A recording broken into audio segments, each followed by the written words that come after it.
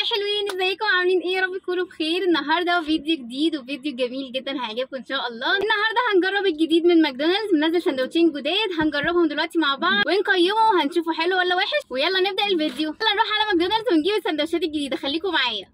خلاص انا استلمت الاوردر دلوقتي وجبت السندوتشين الجداد وهقول لكم اساميهم. اسمه تشيلي تشيكن ساندويتش والتاني مشروم بيف. ده سندوتش المشروم بيف هفتحه دلوقتي معاكم. تعالوا بقى نفتحه ونشوفه من جوه. واو شكله حلو قوي، شكله عامل زي الكوره تقريبا. دي السندوتشات اللي الناس عملت عليها فيديوهات كاس العالم وسندوتشات كاس العالم. نشوف المشروم بيف جواه ايه.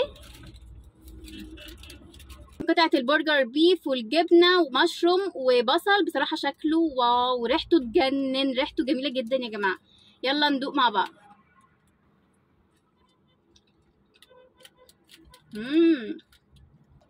اخد قطمه كمان عشان اعرف اقيم معاكم.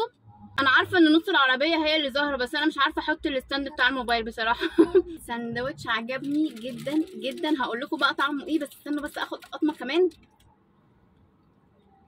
اول مره يعجبني سندوتشات ماكدونالدز، اول مره. الصوص اللي حاطينه هو في حاجه كده، صوص غير اللي احنا عارفينه، صوص جديد. انا بالنسبه لي حاساه صوص جديد، مش عارفه هو صوص ايه بصراحه. بس المشروم مع البصل المكرمل مع البيف بصراحه جامد جدا يا جماعه. انا عجبني جدا جدا. اصلا ريحته من قبل ما اكله ريحته تجنن، يعني اكن حاجه كده برجر جامد من المطاعم اللي هي بتاعت البرجر الاصيله. فلا الساندوتش ده جامد قوي قوي قوي بصراحه. انا مبهوره. انا بقول لكم ما بحبش اصلا ماكدونالدز يعني ما باكلش عنده كتير ومش بعترف بسندوتشاته بصراحه. بس الساندوتش ده ياخد بصراحه 10 من 10. عجبني جدا يا جماعه. طعم اللحمه فيه باين وحلو كده، والعيش ما اقولكوش روعه. العيش فريش جدا، الصوص والجبنه والمشروم رهيبين رهيبين ما اقولكوش، ميكس جامد. الساندوتش ده هياخد 10 من 10. يلا هنجرب التشيكن، مش عارفه تشيكن ايه. يلا هنجرب الساندوتش اللي بعده. نجرب بقى الساندوتش اللي بعده اللي هو تشيلي تشيكن. طبعا ده مليان حاجات كده كتير، في خس وتشيكن صوص او كاتشب، وكمان في الجبنه والصوص، وكمان قطعه البيكن. طبعا مش عارفه افتحه اكتر من كده عشان هيبهدل الدنيا قوي، بيقع منه الحاجات. فيلا هندوق على طول. ده شكله كده بتبوظ، مش عارفه اجيبها لكم، بس مش عارفه دي مش عارفه الجبنه ولا الصوص.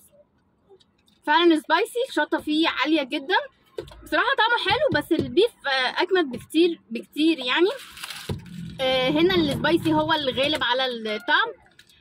التشيكن طعمها حلو كل حاجه، بس الميكس هنا مش المبهر، هي بس السبايسي. فاهمين؟ هي يعني الجديد هنا حاسه السبايسي والبيكن.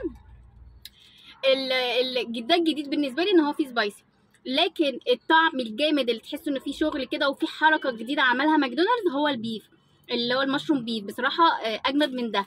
يعني البيف هديله 10 من 10 وده اديله 9 من 10، بس ده حلو برده، بس البيف يكسب يعني. بس بصراحه السندوتشين عجبوني جدا وتجربه كانت لذيذه وانا اتبسطت النهارده. يا رب تكونوا انتوا كمان اتبسطتوا. ولو عجبكم الفيديو ما تنسوش تحطوا لايك وتشتركوا في القناه وتفعلوا الجرس وشيروا الفيديو لاصحابكم. وانا بقى هقعد اكمل السندوتشات بتاعتي دي واقول لكم باي باي.